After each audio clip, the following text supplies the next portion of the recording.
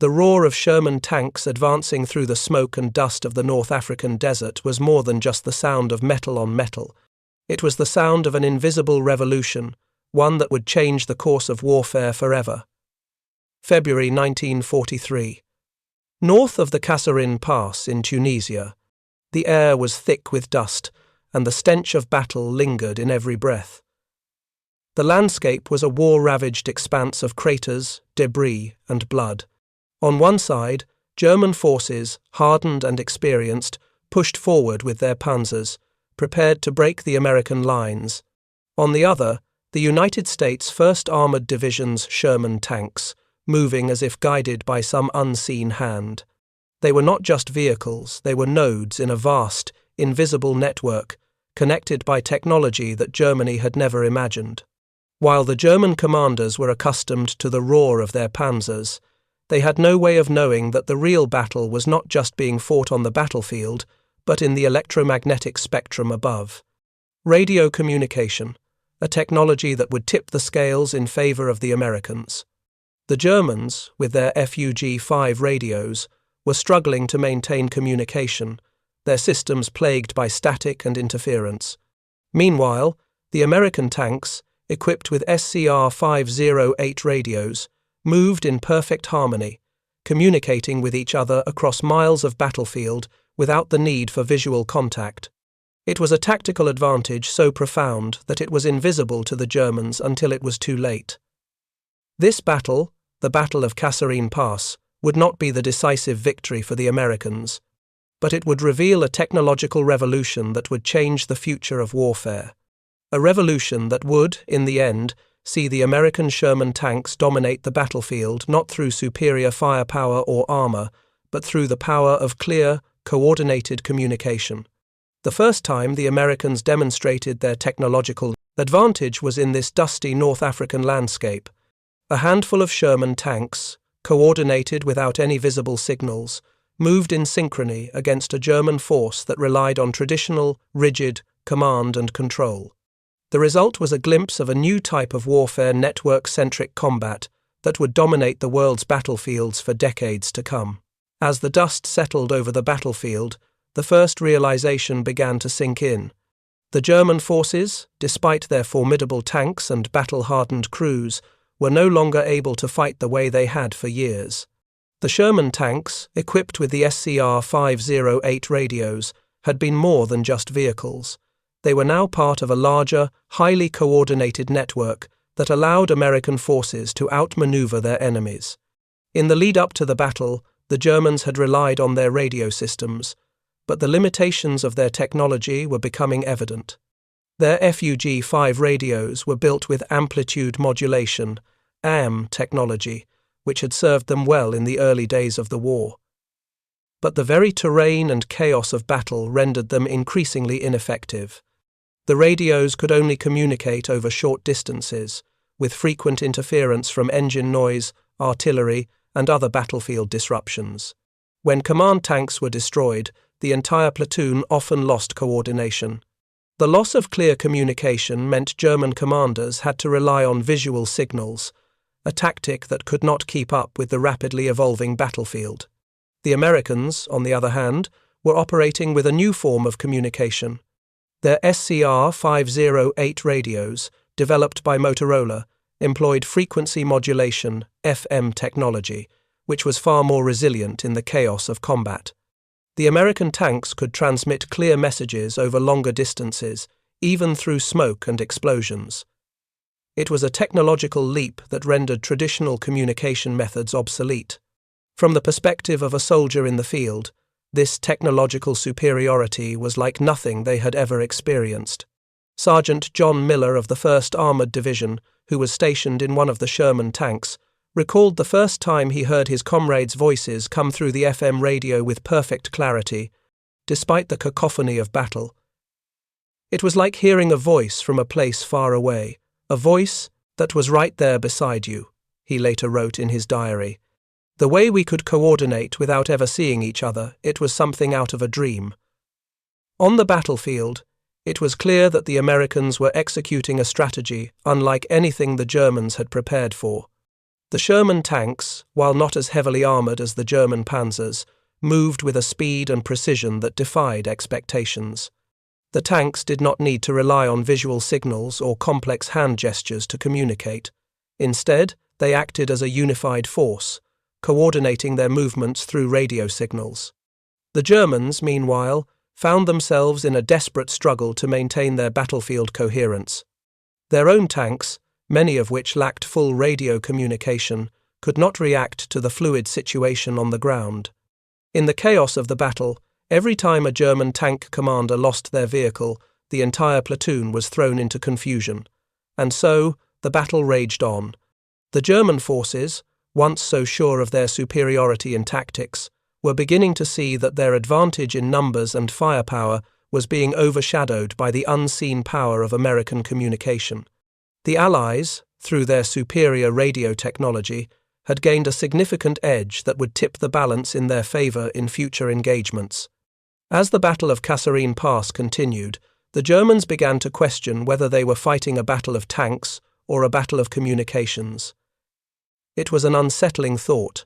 Would their tanks, no matter how advanced, be enough to overcome the American network that was rapidly transforming the nature of combat? The battle was far from over, and the war was far from won. But one thing was certain: the technology that powered the Sherman tanks had begun to reshape the battlefield in ways no one had anticipated. The Battle of Kasserine Pass raged on for over a week, but the real turning point came not from artillery or tank fire, but from the quiet hum of radio transmissions. The sound, invisible to the untrained ear, was the signal of something far more powerful than any gun or shell. The Sherman tanks, operating with their SCR 508 radios, began to dominate the battlefield, with their ability to communicate instantly, coordinate effectively, and share critical intelligence abilities the Germans were rapidly losing. Amid the chaos of combat, Sergeant John Miller's tank was positioned on the outskirts of the American lines. The tank's turret swiveled, its gun firing towards a distant German position. But it was not just the power of the 75mm gun that made the Sherman so formidable, it was the information that was flowing through the radio system. Miller and his fellow soldiers could hear the voice of their commanding officer clearly, giving them instructions on how to maneuver, which targets to engage, and when to call for support. However, the Germans were not completely blind to the growing technological gap. In a desperate effort to regain control, German tank crews fought through the smoke and confusion, their radios buzzing with static. Captain Karl Heinrich of the German Panzer division, whose unit was engaged at Kasserine Pass, later recounted the frustration of fighting without proper communication. "We were surrounded by noise, by chaos. Our tanks were like islands, isolated from each other. We were in the dark, with no way to react quickly to the changing situation. The Americans, they were everywhere. It was like they could see us, even when we couldn't see them." For the Germans, this lack of communication was not just an inconvenience, it was a fatal weakness. When a German tank commander was killed, the rest of the platoon was left in disarray. Without the ability to communicate across the battlefield, the Panzers were forced into a rigid, antiquated form of combat, one that could not adapt to the speed and fluidity of American tactics. On the American side, the tanks moved with a precision that was almost mechanical. The radio network allowed them to act in unison, with every tank becoming part of a larger system. It was the first example of what would later become known as network-centric warfare. The Sherman tank was no longer just a vehicle. It was a node in an information network, connected to every other tank and soldier. The human cost of this war, however, was undeniable.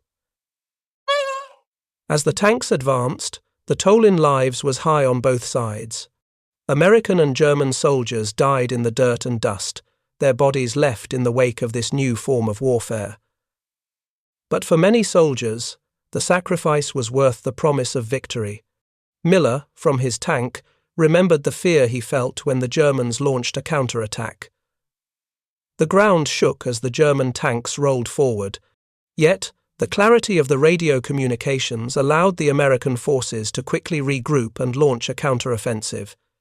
It was a battle of coordination versus isolation, and the Americans were winning. As the battle reached its climax, the Americans were able to break through the German lines, forcing them to retreat. The battle was far from a decisive victory in terms of territory, but in terms of technology, it was a clear defeat for the Germans. They had been outpaced, not by better tanks or superior firepower, but by a more advanced method of communication. The impact of this technological shift would only become more apparent in the months to come. This was not the end of the war. But for the soldiers who fought at Kasserine Pass, it was a turning point, a realization that warfare was changing, not just in terms of tanks and guns, but in how battles were fought, how information was shared, and how soldiers communicated across vast distances. The question remained, was it the superior firepower or the superior communication that would win this war? The aftermath of the Battle of Kasserine Pass was a stark reminder of the cost of warfare, not just in terms of lives lost, but in the profound shift in military strategy that had been set in motion. The battlefield was littered with the remains of destroyed tanks, both American and German. Yet, despite the chaos, there was a sense of something new emerging, something that would change the face of warfare forever. While the battle was considered a German tactical victory, the Americans had learned a vital lesson. In modern warfare, communication was just as important as firepower. The superior coordination afforded by the SCR-508 radios had allowed the Americans to adapt to the changing tides of battle, reacting quickly to German movements and coordinating their attacks with precision. In contrast, the Germans, despite their superior tanks and firepower, were hampered by the limitations of their communication systems. The human toll of the battle was high. Over the course of the engagement, American forces suffered approximately 6,000 casualties, while the Germans lost more than 12,000 soldiers. Many of the German tanks that were destroyed had been isolated, cut off from their comrades due to the lack of communication. It was a grim reminder of the importance of coordination in battle. As the survivors of both sides trudged off the battlefield, they were left to ponder the brutal reality of war and the lessons that had been learned at such a heavy cost. For American soldiers, however, there was a sense of resolve. Despite the losses, they knew they had a new edge. The technology that had once seemed like a small advantage was now the key to their success. Tanks that had once fought in isolation were now part of a unified network, each tank sharing vital information with the others. This would prove decisive in future battles, where the Americans would continue to exploit their superior communication systems to outmaneuver and outfight their enemies. Captain Miller, reflecting on the battle, wrote in his journal, "We may have lost ground, but we gained something far more important, a way to fight together. It's not the size of the gun that wins the battle, but how quickly you can respond to what's happening around you. And now, we can respond faster than anyone else." As the Americans regrouped and prepared for their next offensive, they could feel the weight of history shifting. The Battle of Kasserine Pass was a bitter lesson, but it had also been the first step in what would become a series of victories, all built upon the foundation of superior communication. The Germans, on the other hand, were left scrambling to address their communication deficiencies. The gap between the two forces had widened, and the Americans were poised to exploit it to their advantage in the battles to come. The cost of this battle was not just measured in casualties, but in the realization that the future of warfare had changed. The battlefield was no longer just a place for tanks and soldiers to clash head-on. It was a place where information, how fast it could flow, how well it could be coordinated, would make all the difference. The aftermath of the Battle of Kasserine Pass left the world with a crucial question. Could the Germans adapt in time to match the American advantage, or would the communications gap prove to be an insurmountable barrier? The aftermath of the Battle of Kasserine Pass was not just felt on the battlefield, but echoed across the future of military warfare. As the war raged on, the lessons learned in North Africa would shape the next phase of the conflict. The impact of superior communication would not only define battles, but also change the nature of military coordination in ways no one could have foreseen. As the Allies pushed through Italy, France, and eventually Germany, the communications advantage demonstrated at Kasserine Pass would be a deciding factor in many key engagements. The American tanks, now armed with the SCR-508 radios, coordinated with unparalleled efficiency. This invisible technology connected soldiers, tanks, and artillery, creating a battlefield network that no one could disrupt. One of the most notable examples came in the assault on Normandy, where American forces, equipped with the same radios, worked in flawless unison to overwhelm the German defences. The communication system, which had been a game-changer in North Africa, now became the backbone of Allied operations across Europe. As the war advanced, the Germans were left struggling to catch up, their once formidable tanks unable to communicate effectively on the battlefield. Their reliance on visual signals and outdated radio systems made it difficult for them to keep pace with the fast-moving Allied forces. The legacy of Kasserine Pass went beyond the battlefield. The revolution in military communications, sparked by the SCR-508 radio, would be carried into the post-war era. In the years following the end of World War II, the lessons learned in the heat of battle would influence the development of modern communication technologies used by armies around the world. What had once been a military innovation would soon become the foundation for the global telecommunications networks we rely on today. But it wasn't just the technology that left a lasting mark, it was the stories of the soldiers who fought with it. Veterans like Sergeant John Miller, who had experienced firsthand the power of coordinated communication, would reflect on how it changed their understanding of warfare. Miller's words, written in the quiet of a post-war world, captured the essence of their experience. It wasn't just about tanks. It wasn't about guns. It was about knowing that no matter where you were never alone. We were all connected. We were part of something bigger. The impact of this new style of warfare was also felt in the recognition given to those who had fought at Kasserine Pass and in subsequent battles. Though the battle itself was not a victory in the traditional sense, the lessons learned and the sacrifices made would later be honoured in memorials across the world. The veterans who had fought in the battle became the custodians of a new military doctrine, one that emphasized the power of communication and cooperation over raw firepower alone. In the decades following the war, the United States military would continue to build upon the communication infrastructure established during World War II. The lessons from Kasserine Pass became ingrained in military training, ensuring that future generations of soldiers would fight not just with tanks and artillery, but with the power of information and coordination. As the years passed, the story of the SCR-508 radios and the tanks that carried them became a symbol of American ingenuity and resilience. It was a testament to how technology, when used in the service of human connection, could change the course of history. And it served as a reminder that, in war, the ability to communicate is often as powerful as the weapons we carry. The legacy of the Battle of Kasserine Pass is felt even today. In every modern military operation, the importance of communication, of staying connected, remains at the heart of strategy. And as new technologies continue to emerge, the lessons of World War II, the lessons of Kasserine Pass, are still shaping the future of warfare. As we close the chapter on this historic conflict, we are left with one final question.